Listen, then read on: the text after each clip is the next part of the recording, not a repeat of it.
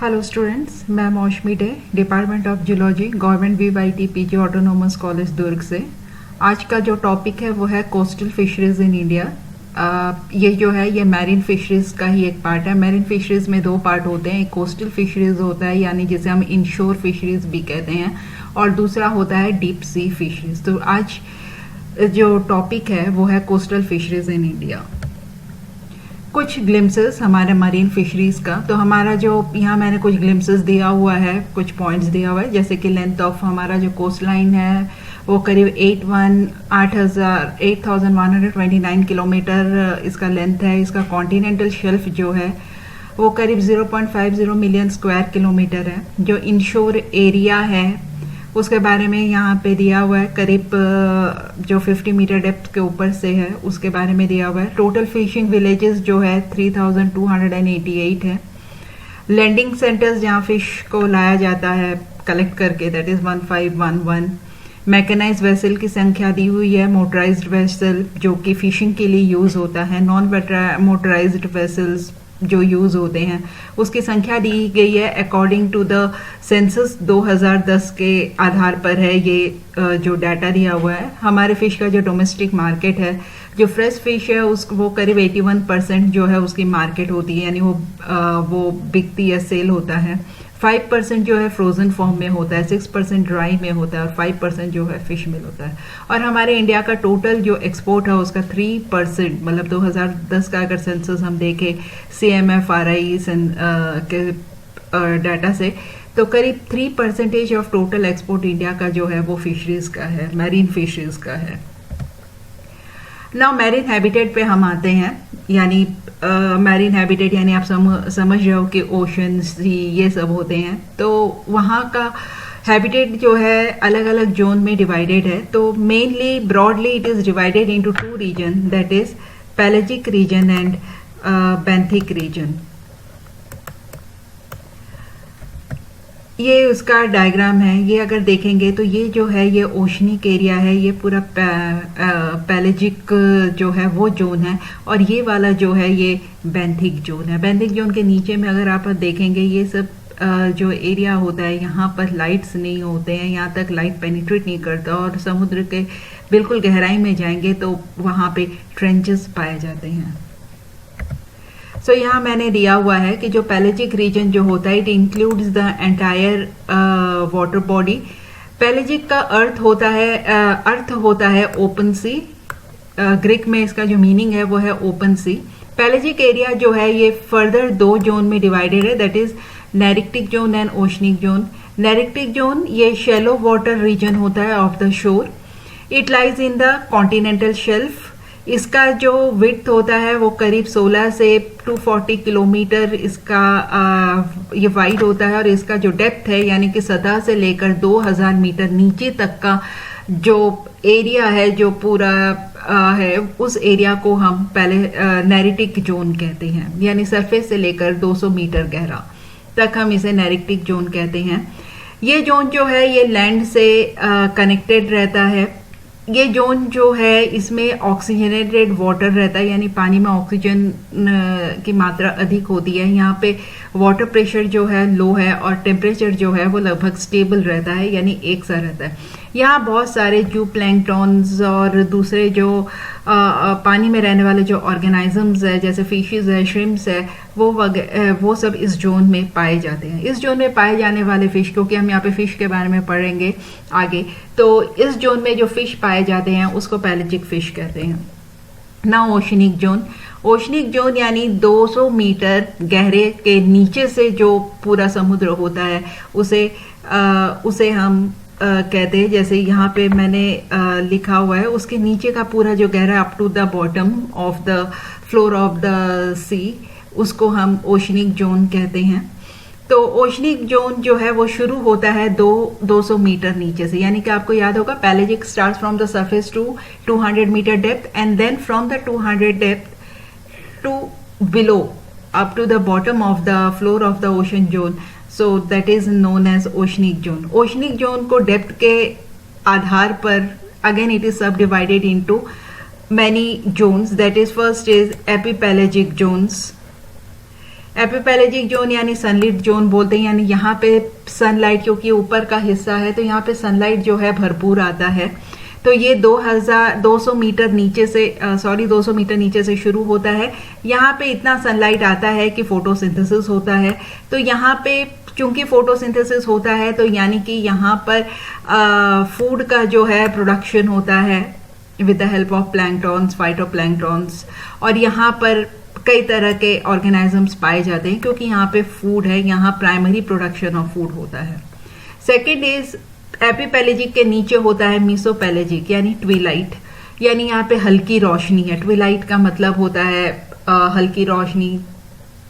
ये जो है 200 मीटर से लेकर 1000 मीटर डाउन तक जो है वो एक जोन कहलाता है। इसको मिड वाटर जोन के नाम पर भी जानते हैं। यहाँ पे थोड़ा बहुत कुछ लाइट जो है वो पेनिट्रेट होता है but not sufficient enough for the photosynthesis, इसलिए यहाँ प्राइमरी प्रोडक्शन बहुत ज़्यादा नहीं होता है।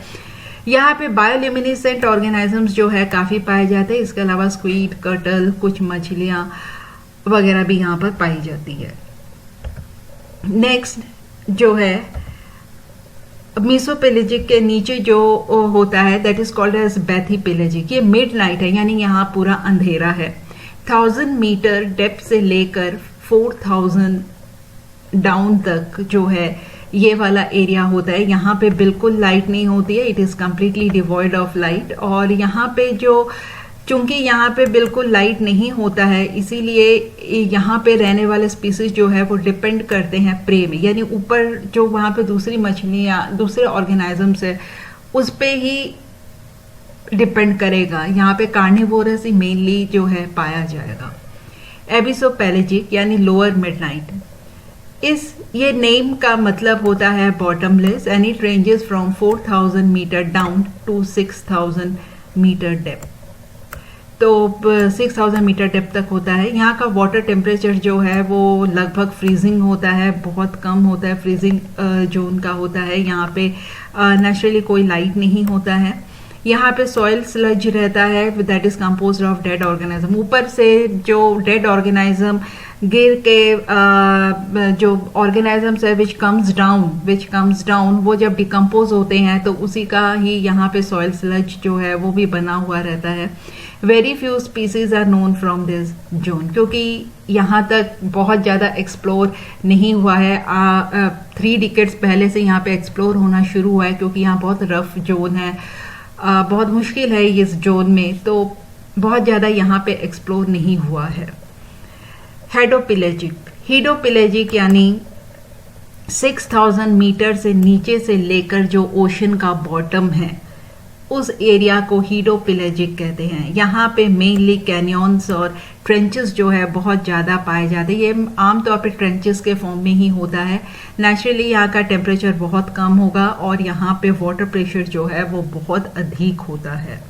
यहाँ के जोन के बारे में बहुत ज़्यादा नहीं पता क्योंकि ट्रेंचेस और कैनियंस है तो नेचुरली यहाँ तक पहुँचना थोड़ा मुश्किल है।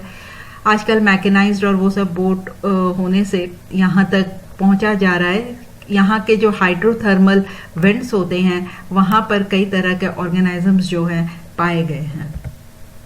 Now the vertical stratification base, ये जो ओशनिक जोन को अभी इससे पहले आपने डेप्थ के आधार पर उसका जोनेशन पढ़ा, अब लाइट के आधार पर जो ओशनिक जोन है उसको भी 3 स्ट्राटा में बांटा गया, उसका स्ट्रेटिफिकेशन किया गया है। एक होता है फोटिक जोन यानी वो पोर्शन जिसमें सफिशिएंट सनलाइट आता है, तो यानी कि 200 मीटर तक का जो डेप्थ, उसके नीचे का जो डेप्थ होता है वहां तक जो है वो फोटिक है, वहां पे इनफ पानी आता है, इनफ लाइट आता है। तो यहाँ पे फोटोसिंथेसिस बहुत होता है, यहाँ पे बहुत ऑर्गेनिजम्स भी पाए जाते हैं। यहाँ टर्बिडिटी जो है वेरी करता है अकॉर्डिंग टू द सीजन। बारिश है, कितना नदी का पानी आ रहा है या दूसरे सोर्स से पानी आ रहा है, कहाँ से पानी आ रहा है, तो इसकी टर्बिडिटी जो है वो हमेशा वेरी करती रहती है। यहाँ पे चूंकि फोटोसिंथेसिस होता है तो फाइटोप्लैंक्टन बहुत अधिक मात्रा में, बहुत अधिक पाई जाती है। डिस्फोटिक जोन यानी 200 मीटर से 700 मीटर डेप्थ तक का होता है। यहाँ पे बहुत कम सनलाइट आता है, बहुत कम लाइट आ पाता है, इसलिए यहाँ का फोटोसिंथेसिस जो है वो बहुत कम है। एफोटिक यानी वो जोन जो डिस्फोटिक के नीचे आएगा, यानी 700 मीटर से नीचे गहरे तक एफोटिक जोन कहलाता है, क्योंकि इस जोन में जो है लाइट नहीं होता है। तो जो ऊपर से गिर के जो नीचे डेड ऑर्गेनिजम्स आते हैं वही यहाँ के रहने वाले ऑर्गेनिजम्स का फूड होता है। सो this was the vertical stratification based on the penetration of the light. ये डायग्राम वही दिखा रहा है आपको। This is the euphotic zone यानी सनलाइट जोन है। डिस्फोटिक यानी बहुत कम सनलाइट होता है। एफोटिक यानी यहाँ पे सनलाइट लगभग ना के बराबर होता है।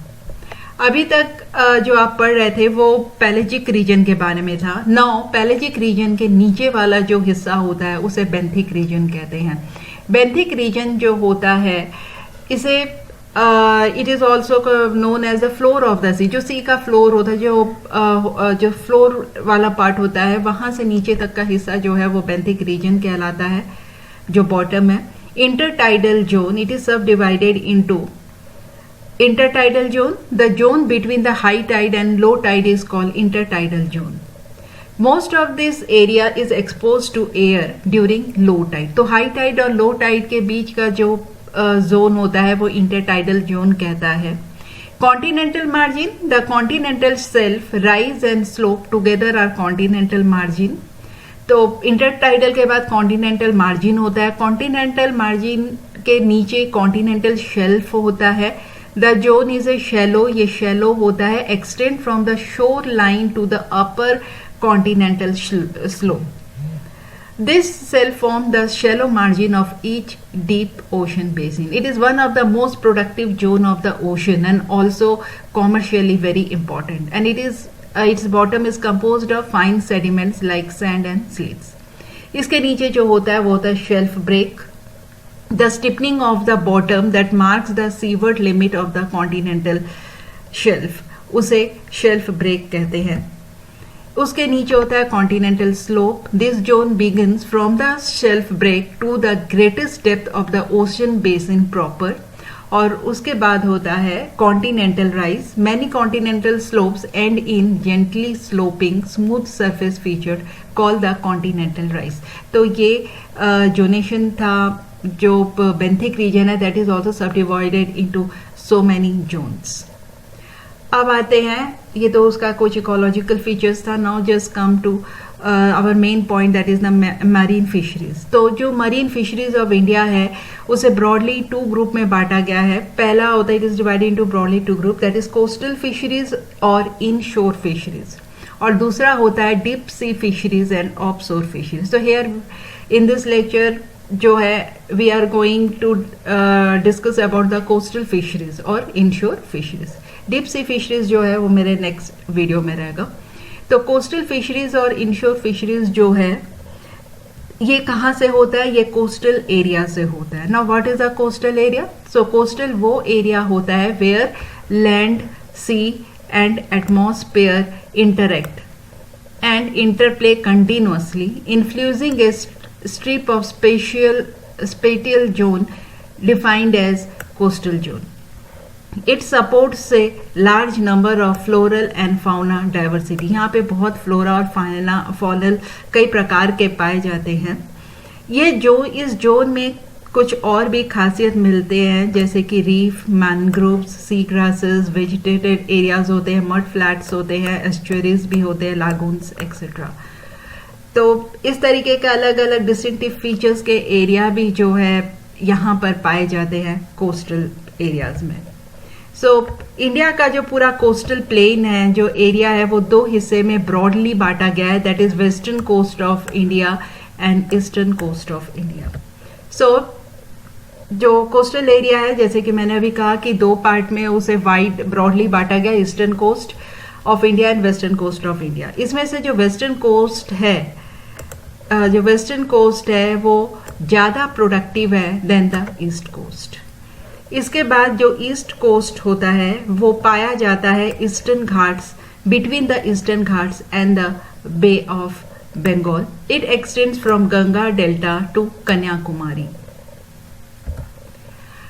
अब ये जो 2 east coast and west coast था, इसे फिर से कन्वीनियंस के लिए या स्टैटिस्टिक्स के लिए इसे फिर से 12 जोन्स में बांट दिया गया, इसे फिर से जोन्स में बांटा गया। ईस्ट कोस्ट जो है इसके जो जोन्स है वो है West Bengal and Orissa zone, Andhra coast that is south to Gopalpur to north of Visakhapatnam, Andhra coast में फिर से आता है विशाखापट्टनम टू मौसलीपट्टनम, और आंध्रा कोस्ट के ही अंतर्गत आता है south of Masulipatnam to north Pulicat. Next होता है कोरामंडल कोस्ट जो कि पुलिकट लेक से शुरू होता है to Cuddalore and from south of Cuddalore to Devipattinam. Next है वेस्ट कोस्ट। वेस्ट कोस्ट जो है वो एक्सटेंड करता है from the gulf of Cambay to the north of cape Comorin. Starting from the north to south, it is divided into Konkan coast, Karnataka coast and Kerala coast. Large number of coves, creeks, lagoon, estuaries, lakes and backwaters are found in this coastal area. सब यहाँ के कुछ distinctive features है जो west coast में पाए जाते हैं। तो वेस्ट कोस्ट के जो मेन जो जोन्स है वो है Palk bay and gulf of Mannar, Kerala and south Malabar that is Malabar coast, cape ये शो होता है cape Comorin to Ponnani river, then Malabar and south Kanara, north Ponnani to Mangalore यानी कि ये जो है कर्नाटका कोस्ट के अंतर्गत आता है, then Konkan coast from north Mangalore to south Ratnagiri, Maharashtra coast यानी महाराष्ट्र एंड गुजरात कोस्ट जो होता है वो शुरू होता है रत्नागिरी टू ब्रोच एंड 6 जो है वो है काठियावाड़ कोस्ट। तो ये थे वेस्ट कोस्ट के जोन्स और इसके पहले आपने देखा था ईस्ट कोस्ट के जोन्स। ये सारे कोस्ट का जो है ये आपको मैप दिया हुआ है। This is the eastern coast and this is the western coast. Kathiawar है, ये कोंकण, कनाडा कोस्ट यानी कर्नाटका कोस्ट भी कहते हैं इसको, कन्याकुमारी कोस्ट है, ये कोरामंडल है, आंध्रा है एंड उत्कल है। Now the coastal plains of India. To the east and west of Peninsular Plateau, 2 narrow strips of plain lands are found, which are respectively called as Eastern Coastal Plain and Western Coastal Plain. जो आपने पहले भी देखा था जो coastal area है उसी को फिर से मैं यहाँ पर उसके एरिया वाइज आपको बता दे रही हूँ। तो वेस्टर्न कोस्टल प्लेन जो है ये north of run of Kutch से शुरू होकर कन्याकुमारी के साउथ ऑफ कन्याकुमारी तक पाया जाता है। इसका जो एवरेज विड्थ होता है वो करीब 65 किलोमीटर होता है। इसके अंडर में आने वाले जो मेन कोस्टल एरियाज है that is Gujarat coastal plain, जो पहले आपने देखा उसी को मैंने यहाँ थोड़ा सा डिस्क्राइब किया हुआ है। तो गुजरात कोस्टल प्लेन जो है this lies east of Kutch and Kathiawar and slope towards the west and south west. This plain is formed by the river Narmada, Sabarmati, Tapi and Mahi. उसके बाद आता है कोंकण कोस्टल प्लेस। ये शुरू होता है गुजरात से, सॉरी मैंने जी यहाँ टाइपिंग एरर में स्मॉल लेटर में लिख दिया है। तो ये शुरू होता है गुजरात से और ये एक्सटेंड होता है दमन टू गोवा तक, दमन से लेकर गोवा तक, और ये करीब 50 से 80 किलोमीटर जो है ये वाइड होता है। यहाँ पे कुछ फीचर्स पाए जाते हैं, डिस्टिंक्टिव फीचर्स पाए जाते हैं जैसे कि क्लिफ्स है, रीफ्स है, आइलैंड्स है जो अरेबियन सीज में होते हैं। नेक्स्ट कोस्टल प्लेन जो है वो है कर्नाटका कोस्टल प्लेन। ये गोवा से मैंगलोर तक होता है। ये बहुत नैरो होता है और इसका मैक्सिमम जो विड्थ होता है वो मैंगलोर में मिलता है करीब 70 kilometre. Karnataka coastal plain repeat हुआ है ये। देन केरला और मलाबार कोस्टल प्लेन, ये जो है मैंगलोर से कन्याकुमारी तक का होता है और ये जो एरिया है इसमें लेक्स, लागून्स, बैक वाटर्स, पिट्स एक्सेट्रा जो है काफ़ी पाए जाते हैं। इसका जो लार्जेस्ट अमोंग इट इज है वो है Vembanad lake which is about 75 kilometre long and give rise to 55 kilometre long speed. Now eastern coastal plain, जो ईस्टर्न कोस्टल प्लेन है ये शुरू होता है Subarnarekha river from the West Bengal to Odisha border to Kanyakumari. तो इसका जो एक्सटेंशन है that is from the West Bengal का जो रिवर है सुबर्णरेखा रिवर से शुरू होकर ये कन्याकुमारी तक है। ईस्टर्न कोस्टल प्लेन जो है वेस्टर्न कोस्टल से अगर कंपेयर करें तो इसकी विड्थ बहुत ज़्यादा होती है। वहाँ आपने मैक्सिमम 70 किलोमीटर विड्थ देखा था, लेकिन यहाँ का जो विड्थ है वो करीब ऑन एन एवरेज 120 किलोमीटर होता है। This plain is also known as Northern Sircars, between the Mahanadi and the Krishna river, and Carnatic between the Krishna and the Kaveri river. तो ये जो एरिया जो महानदी और कृष्णा रिवर के बीच में होता है उसको सरकार्स भी कहते हैं, और जो कृष्णा और कावेरी रिवर के बीच में होता है उस एरिया को कार्नेटिक भी कहा जाता है. नाउ इसके जो मेन कोस्टल प्लेन्स है, वन इज उत्कल प्लेन, यानी कि ये it comprises the whole coastal area of Odisha. इसमें महानदी डेल्टा पड़ता है. इसका जो सबसे बड़ा फीचर है वो है इंडिया का जो एक one of the biggest lake है, that is Chilka lake. Chilka lake इसका बहुत बड़ा हमारा लेक है, कंट्री का सबसे बड़ा लेक है जो उत्कल प्लेन के अंतर्गत आता है. Next is Andhra plain. Andhra plain जो है ये साउथ ऑफ उत्कल प्लेन से शुरू होकर पुलिकत लेक तक के जाके खत्म होता है. इस लेक में बहुत बड़ा लॉन्ग सैंड स्पीट पाया जाता है जिसे श्री हरिकोटा आइलैंड भी कहते हैं. इसमें जो डेल्टा मिलता है वो होता है रिवर गोदावरी तथा कृष्णा का जो है वो डेल्टा मिलता है. ये दो अलग रिवर है, लेकिन आगे चलकर दोनों के डेल्टा जो है मर्ज होकर सिंगल डेल्टा बनाता है और जो करीब 35 किलोमीटर लंबा होता है. इस एरिया का जो एक ड्रॉबैक है वो ये है कि they are not very good harbours. तो यहाँ पे दो मेन नेचुरल जो अच्छे हार्बर्स होते हैं वो सिर्फ दो ही है, that is Visakhapatnam and Machilipatnam. Third coastal plain है ईस्टर्न कोस्टल का तमिलनाडु प्लेन. तमिलनाडु प्लेन ये करीब 65 किलोमीटर है लंबा है और ये पुलिकेट लेक से शुरू होकर कन्याकुमारी से लेकर होते हुए तमिलनाडु के कोस्ट में कंप्लीट होता है.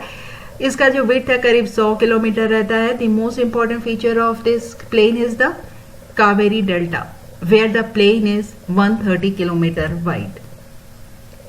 तो ये आपने देखा था डिफरेंट कोस्टल प्लेन्स के बारे में. नाउ द कोस्टल फिशरीज यानी इनशोर फिशरीज के बारे में. तो इनशोर फिशरीज जो है ये इंडिया में this is comprises of two part, that is pelagic and demersal species. सबसे पहले हम पढ़ते हैं पेलेजिक स्पीसीज के बारे में. तो जो पेलेजिक स्पीसीज होते हैं they are the diverse group of small to large fishes which occupy mainly the surface and column area layers of the water mass. Most of them are characterized by their shoaling behavior. Shoaling behavior यानी large group में जो है वो एक साथ travel करते हैं. और demersal fish, large number of species which are either bottom dwelling or inhabiting mainly along the lower layers of water column. Demersal fish जो है उसे फिर से दो टाइप में बांटा गया है, strictly benthic fish which can rest on the sea floor and benthopelagic fish which can float in the water column just above the sea floors. Benthic fish को ground fish के नाम पर भी बोला जाता है because they can rest on sea floor. Pelagic fish के बारे में हम सबसे पहले पढ़ते हैं जो कि पैलेजिक जोन में पाया जाता है. तो उसमें आता है ऑयल सार्डाइन. ऑयल सार्डिन का सिर्फ एक ही स्पीसीज पाया जाता है, वो होता है सार्डिनेला लॉन्गिसेप्स, और ये पूरा इंडो पैसिफिक रीजन में पाया जाता है. जो लेसर सार्डिन होता है उसके करीब 15 स्पीसीज होते हैं, जिसमें से 12 स्पीसीज जो हैं वो जीनस सार्डिनेला को बिलोंग करते हैं, और ये अधिकतर जो है पाए जाते हैं coastal water of Kerala, Tamil Nadu and Andhra Pradesh में. नेक्स्ट जो है वो है डोराब्स. डोराब्स जो है ये नॉन शोलिंग फिशेज है और ये ईस्ट और वेस्ट कोस्टल एरिया दोनों एरिया में लगभग एक ही मात्रा में पाए जाते हैं. इनमें दो स्पीसीज जो है वो पाए जाते हैं, दैट इज कायरोसेंट्रस डोराब एंड कायरोसेंट्रस न्यूडस पाए जाते हैं. ये करीब 10 से 30 मीटर डेप्थ में पाए जाते हैं. ये स्पॉनिंग करने के लिए माइग्रेशन करते हैं. टोटल मैरीन प्रोडक्शन का ये जो फिश मैरीन प्रोडक्शन है उसका 0.6% बनाते हैं, और 50% ऑफ डोराब्स जो है वो तमिलनाडु और गल्फ मन्नार के जो कोस्ट है वहां से फिशिंग की जाती है. Next is एनकोविस. एनकोविस के कुछ इंपॉर्टेंट स्पीसीज जो है वो है स्टोलफोरिस, थ्राइसा, थ्राइसिना स्पीसीज, कोइलिया स्पीसीज एंड सेटिपिना स्पीसीज. और इसके जो स्पीसीज जो है जिसमें जो स्टोलीफोरस है वो करीब 70% ऑफ द कैच है, यानी टोटल जो एनकोविस का जो फिशिंग होती है उसका 70% part is made up of is constituted of genus Stolephorus. They are abundant in coastal water of 5 to 20 metre depth में है और 90% ये फिश जो है रत्नागिरी ऑफ गल्फ और मन्नार से होता है. बाकी ये पाए जाते हैं coastal water of Andhra, Tamil Nadu, Kerala, Karnataka and Maharashtra. दूसरे भी कुछ क्लिपॉइड्स हैं जिसके नाम दिए गए जैसे पेलोना है, हिल्सा है, इलोप्स है, मेगालोप्स है, ये सभी पाए जाते हैं along the eastern and western coast. Next है मैकरल. इसके 3 स्पीसीज जो है इंडियन वाटर में पाए जाते हैं. Mainly Indian mackerel, short mackerel and island mackerel जो है उनके कॉमन नेम है, जिसमें से इंडियन मैकरल जो है करीब 98% जो टोटल मैकरल फिशिंग होती है उसमें 98% जो है that is supported by Indian mackerel. Mackerel जो है ये 25 मीटर डेप्थ में पानी के डेप्थ में पाई जाती है और इसका सर्वाधिक मात्रा जो है ये बहुत ज़्यादा तादाद में जो है वेस्टर्न कोस्टल एरिया में पाए जाते हैं. It constitute nearly 5.7% of the marine production. यहाँ पे कुछ गलती से देयर एबंडेंस लिख दिया गया है, तो देयर एबंडेंस एक्चुअली यहाँ बोला जा रहा है कि इनका एबंडेंस जो है जो वेस्ट कोस्ट में है, लेकिन अब थोड़ा ईस्ट कोस्ट में भी जो है वो पाया जा रहा है. Now next is ट्यूनास.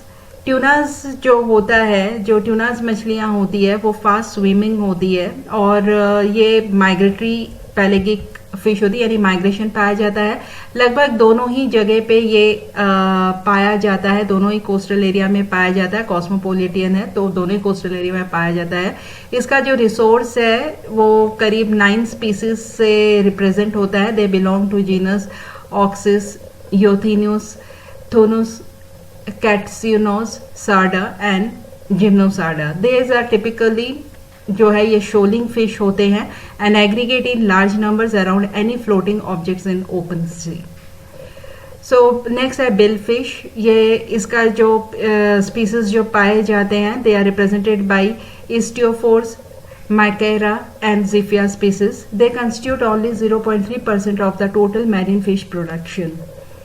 Seer fish during this period, यानी ये 2010 के सेंसस का है, तो उस पीरियड में ये करीब 0.3% जो है टोटल मैरीन फिश प्रोडक्शन बनाता था. नेक्स्ट जो है वो है सीयर फिशेस. सीयर फिशेस जो है इसका काफ़ी मार्केट डिमांड है, इसका हाई मार्केट डिमांड है. इसे हाई रेलिश फिश माना जाता है, यानी कि डेलिकेसीज में लिया जाता है, खाया जाता है. इसके 5 मेन स्पीसीज है जिनके नाम यहाँ पे दिया हुआ है, that is Scomberomorus, commerson, guttatus, lineolatus, S koreanus and Acanthocybium cybium solandri. They are more abundant in Neritic and oceanic water of both the coast. दोनों कोस्ट के नेरिटिक जोन में भी और ओशनिक जोन में भी पाया जाता है. ये करीब 1.6 जो है टोटल मैरीन फिश प्रोडक्शन का भाग बनाता है, यानी दे कंस्टिट्यूट नियरली 1.6. जितना मैरीन फिश होता है उसका 1.6% जो है ये इन मछली फिशेस का होता है, सीयर फिशेस का होता है. नेक्स्ट होता है कैरन किड्स. कैरन किड्स जो है ये कई फॉर्म में पाए जाते हैं ऑफ डिफरेंट बॉडी शेप्स. ये इंडिया के सारे कोस्टल एरियाज जो है वहाँ पे पाई जाती है. ये शैलो वाटर से लेकर 60 मीटर डेप्थ तक के पाए जाते हैं. इसके करीब 36 पीसेस होते हैं जिनके नाम यहाँ दिए गए हैं और ये करीब पूरे फिश मैरीन फिश प्रोडक्शन का जो है 6.5% बनाता है. नेक्स्ट जो फिश होते हैं वो है रिबन फिश. ये ईस्ट एंड वेस्ट कोस्ट में दोनों ही कोस्ट में काफ़ी अधिक मात्रा में पाई जाती हैं. इसके 6 स्पीसीज होते हैं, दैट इज ट्रिक्यूरस, लेप्ट्यूरस, जिसे ग्रे रिबन फिश के नाम पर भी जाना जाता है. इसके अलावा short tailed hair tail ribbon fishes भी होता है, Ganges hair tail ribbon fishes भी होता है एंड सिल्वर रिबन फिश भी होता है. इनका मैक्सिमम एबंडेंस जो है ये डीपर वाटर में पाया जाता है, करीब 25 से 75 मीटर डेप्थ में ये पाया जाता है. टोटल मैरीन प्रोडक्शन का ये 5.5% भाग बनाता है.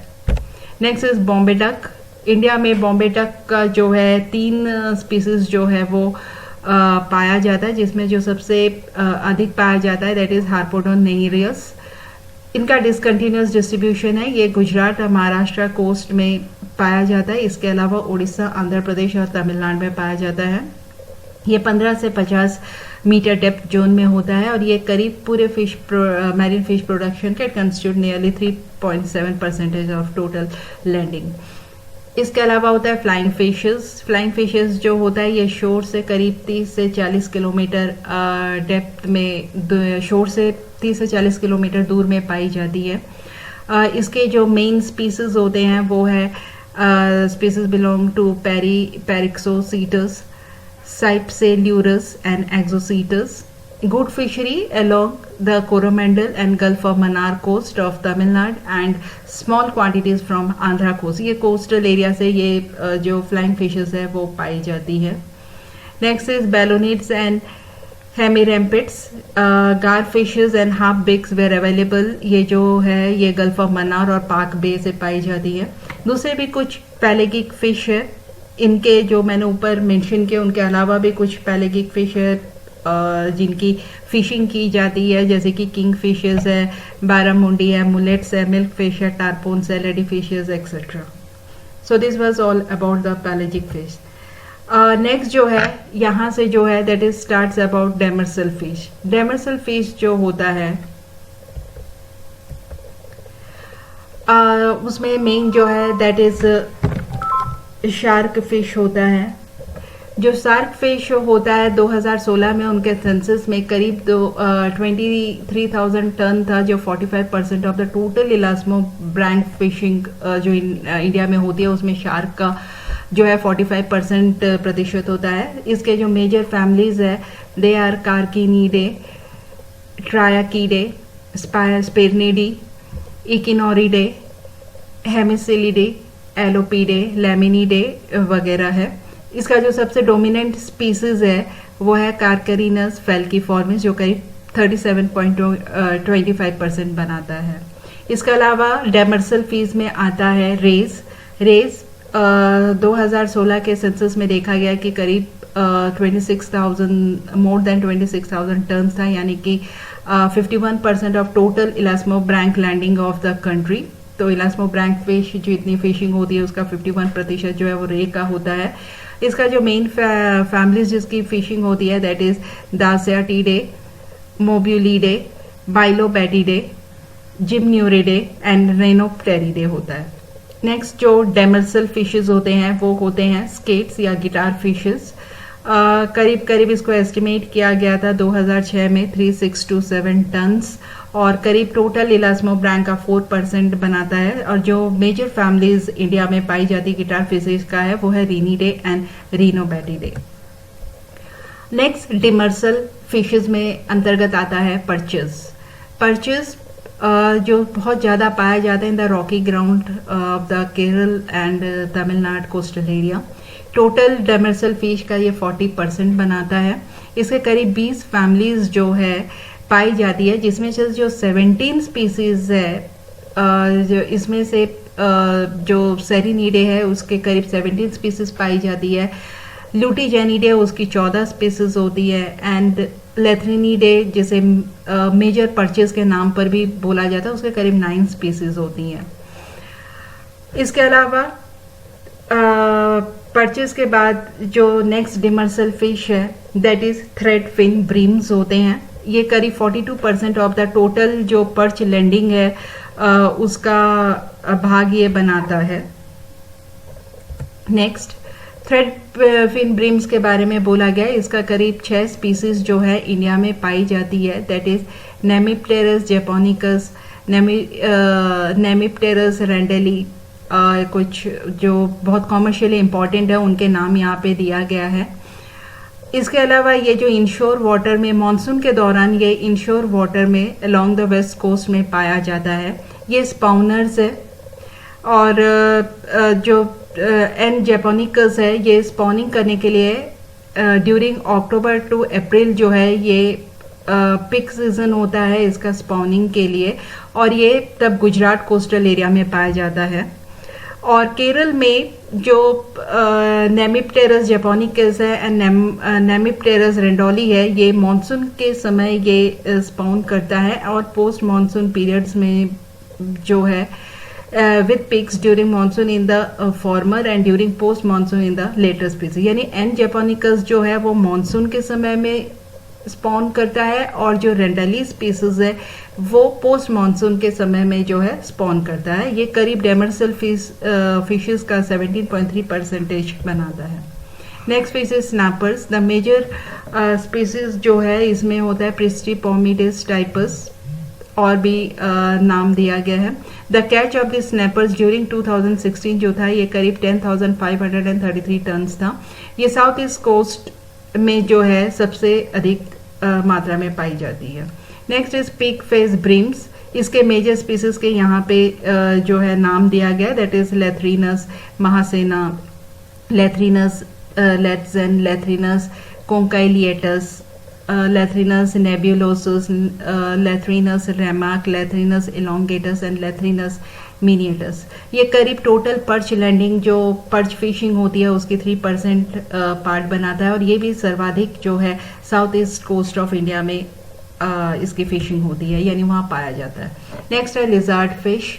लिजार्ड फिश के भी स्पीसीज के नाम जो है यहाँ पर दिया गया है, और इसका जो स्पॉनिंग है जो सॉरिडिया टम्बिल है, इसका जो स्पॉनिंग है सितंबर टू मार्च में होता है अलोंग द बॉम्बे में, और अगस्त टू नवंबर में इसकी स्पॉनिंग होती है कोचीन में। ये टोटल डेमरसल कैच का करीब 8.3% बनाता है। ये 20 to 40 मीटर डेप्थ से लेकर 150 से 200 मीटर नीचे तक भी ये पाया जाता है। नेक्स्ट है flat fish. They are abundant in the muddy और sandy bottom up to 80 metre depth में। 80 मीटर डेप्थ में ये पाया जाता है। इसका ये जेनरा है साइनोग्लॉसस, सिटोडेस वगैरह। साइनोग्लॉसस मैक्रोस्टोमस जो है dominates in the west coast, and Cynoglossus जो है ये ईस्टर्न, साइनोग्लॉसस मैक्रोलैपिडोटस जो है ये ईस्ट कोस्ट में पाया जाता है। ये टोटल डेमरसल फिश का 4.7% बनाता है। नेक्स्ट है स्क्याइनिड्स। कॉमनली इसको क्रॉकर्स के नाम पे जाना जाता है। ये मेनली गुजरात और महाराष्ट्र में मिलता है, वहाँ के कोस्टल एरिया में मिलता है, और इसकी फिशिंग की जाती है अबाउट अक्टूबर एंड दिसंबर तथा जनवरी और मार्च में। इसके कुछ स्पीसीज है जैसे स्यूडोस्किएनिया डाइकेंथस, ऑटोलिथ्स स्पीसीज, जोनियोपस स्पीसीज, और भी स्पीसीज के नाम यहाँ मैंने लिखे हुए हैं। और ये टोटल डिमर्सल फिन फिश के जो है 16.5% जो फिशिंग है उसका परसेंटेज बनाता है। Next is पॉम्फ्रेट्स। पॉम्फ्रेट जो है दो फैमिलीज को बिलोंग करता है, दैट इज ब्लैक पॉम्फ्रेट जो कि होता है Parastromateus niger, is coming under the family Carangidae, और दूसरा होता है सिल्वर पॉम्फ्रेट जिसका जियोलॉजिकल नेम है Pampus argenteus. This belong to family Stromateidae. They are landed. इसका मैक्सिमम जो है फिशिंग जो होती है वो गुजरात और महाराष्ट्र से होती है, और इसका टोटल डेमरसल फिन फिश का ये 3.3% बनाती है। Next is silver bellies. Silver bellies belonging to family Leiognathidae. This group formed about the major species. जो इस ग्रुप के जो मेजर स्पीसीज होता है वो इंडिया के सारी कोस्टल एरियाज में जो है मिलते हैं, और इनके मेन स्पीसीज जो है दैट इज लियोग्नेथस प्लैंडेंस, लियोग्नेथस इक्वेलस, और भी इसके नाम दिए हुए हैं। टोटल डेमरसल फिश प्रोडक्शन का ये 12% बनाता है। नेक्स्ट है गोट फिश। इसका मेन इंपॉर्टेंट जेनरा जो है वो है Upeneus, then Parupeneus and Mulloidichthys. This is mainly found in Tamil Nadu, Andhra Pradesh, Kerala, Karnataka and Maharashtra. इसका जो सबसे ज़्यादा डोमिनेंट स्पीसीज जो है वो है ओपनियस टेनिप्टेरस, ओपनियस बेंसेसी, ओपनियस सल्फ्यूरियस एंड ओपनियस सुंडेकस, देन पैराओपिनस इंडिकस जो है ये इसके मेन है, और ये इसका करीब 3.2% ऑफ डिमर्सल फिश का ये परसेंटेज बनाता है, टोटल कैच होता है। Eels are long bodied snake like fishes having a crevice dwelling. ये क्रिवाइसेस वगैरह में ये पाया जाता है, और ये बोरोइंग मोड ऑफ लाइफ जो है इसमें पाया जाता है। ये बोरोइंग एनिमल्स होते हैं। ये कुछ ओपन रिल्म्स ऑफ ओपन सीज में भी पाए जाते हैं। इसका 4 स्पीसीज जो है रिकॉर्ड किया गया है इंडियन वाटर में, जिसमें मैक्सिमम जो लेंथ है 80 सेंटीमीटर है कॉन्ग्रेसॉक्स टेबेलॉन का, 250 सेंटीमीटर है कॉन्ग्रेसॉक्स टेबेले बोनेटिस का, और 180 सेंटीमीटर है मोरेनॉक्सॉक्स का। Whitefish. This resource is also called butterfish and known to be depleted or over-exploited by the mechanized trawl operation. ये हर कोस्ट लाइन में पाया जाता था, लेकिन आज इनकी संख्या लगभग डिप्लीट हो चुकी है बिकॉज इनका ओवर फिशिंग हुई है। इसका अभी जो सिर्फ एक ही स्पीसीज मिलता है, that is Lactarius lactarius. White fish production in India show wide fluctuation because बहुत पहले ज़्यादा होता था, अब इसका बहुत कम हो गया। अब ये सिर्फ 0.8% टोटल डिमर्सल कैच का रह गया है। ये एक टेबल मैंने दे दिया है जो ईस्ट कोस्ट और वेस्ट कोस्ट दिखा रहा है, और कंपाइल कर दिया कि सारी जो फिशेस हैं, मेन फिशेस जो है वो कौन कौन से कोस्टल एरिया में कौन सी फिशेस होती है और किस तरीके और कब उनकी फिशिंग की जाती है। Next, gear and crafts. इनको इनकी फिशिंग के लिए जो गियर एंड क्राफ्ट जो मेनली यूज होते हैं उनमें से एक होता है रिंग सेइन। ये बहुत पॉपुलर मेथड है केरला कोस्ट में, गोवा, महाराष्ट्र और तमिलनाडु में।